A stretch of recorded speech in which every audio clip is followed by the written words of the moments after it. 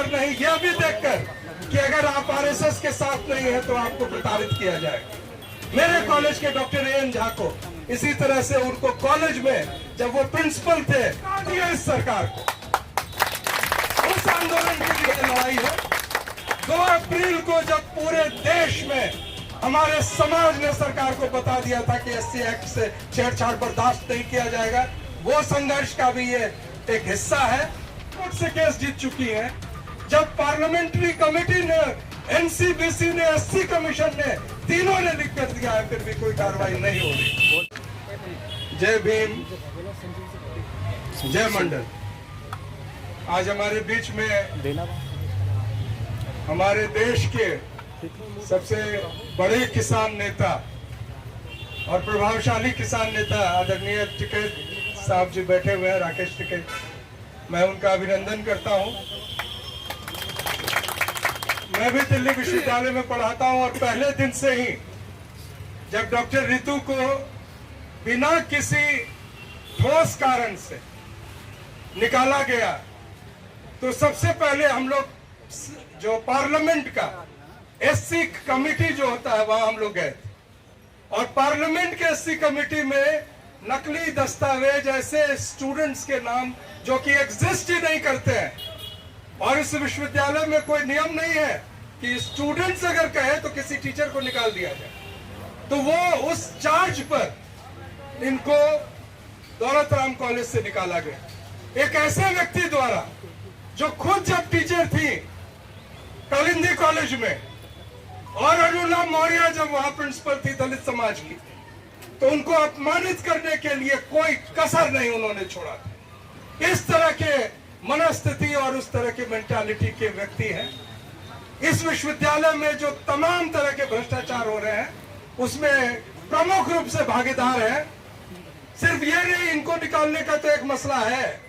उस कॉलेज के एक टीचर ने, ओबीसी टीचर ने लिखा कि अपॉइंटमेंट में मुझसे 7 लाख रुपए ले लिए और मेरा अपॉइंटमेंट नहीं हुआ, मेरे पैसे वापस दिलवाया जाए। तो सर मैं आपको बताना चाहता हूं विश्वविद्यालय का माहौल एक प्रकार से इतना विषाक्त हो चुका है कि जहां सिर्फ जाति देखकर नहीं, यह भी देखकर कि अगर आप आरएसएस के साथ नहीं है तो आपको प्रताड़ित किया जाएगा। मेरे कॉलेज के डॉक्टर एएन झा को इसी तरह से उनको कॉलेज में जब वो प्रिंसिपल थे तब उनको सिर्फ अपमानित नहीं किया गया था, फिजिकली असॉल्ट किया गया। और मैं ये भी बता दूं कि इस विश्वविद्यालय में, कॉलेजेस में आरएसएस की शाखाएं चल रही हैं। गौशाला बनाया जा रहा है।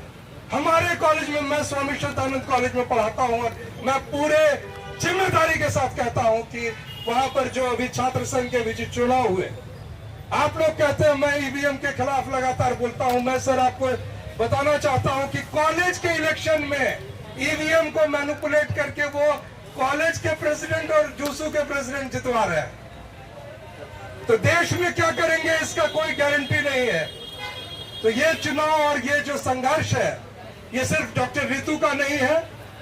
जिस आंदोलन के लिए हमारे भाई राकेश टिकैत साहब झुका दिया इस सरकार को, उस आंदोलन के लिए लड़ाई है। 2 अप्रैल को जब पूरे देश में हमारे समाज ने सरकार को बता दिया था कि एससी एक्ट से छेड़छाड़ बर्दाश्त नहीं किया जाएगा, वो संघर्ष का भी ये एक हिस्सा है।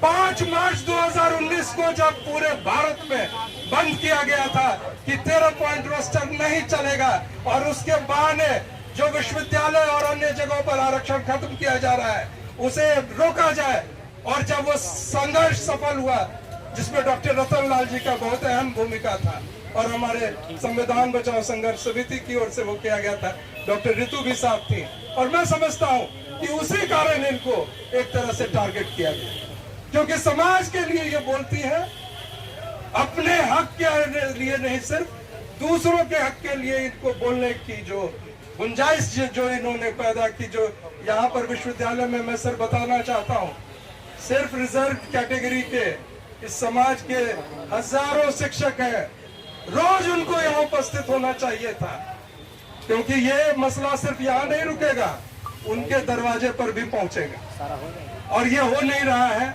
महिला आरक्षण बिल लाए। हम लोग देख रहे थे उसमें से ओबीसी को तो खैर हटा ही दिया गया, लेकिन महिलाओं का क्या सम्मान हो रहा है। ये डॉक्टर रितु जब हाई कोर्ट से केस जीत चुकी है, जब पार्लियामेंट्री कमेटी ने, एनसीबीसी ने, एससी कमीशन ने, तीनों ने लिख कर दिया है, फिर भी कोई कार्रवाई नहीं हो रही। तो इस देश के संवैधानिक संस्थाएं जो है उसको तिलांजलि दे दी गई है और हम उस संघर्ष को जारी रखें, वो मसाल चलती रहेगी।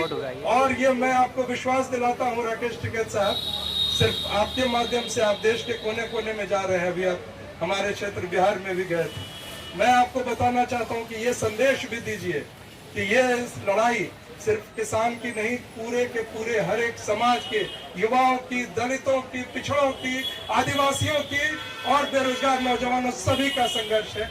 मैं इसी बात के साथ जय संविधान करके अपनी बात समाप्त करता हूं।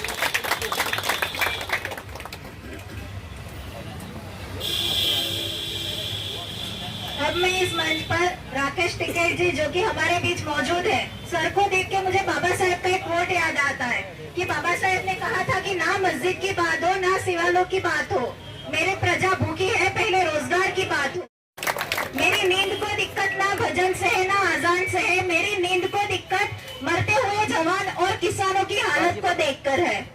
तो बाबा साहब के इसी कोट को ध्यान में रखते हुए हमारे किसान यूनियन